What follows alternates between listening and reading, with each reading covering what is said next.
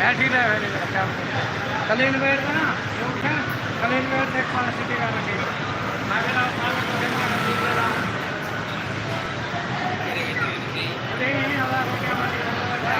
क्या करें क्या करें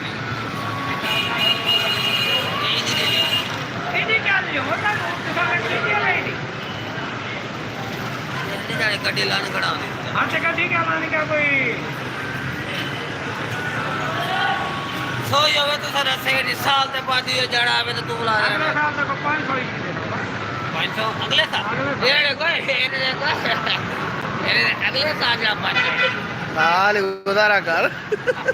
खाली तक तो मरते गुजारा गुजारा हाँ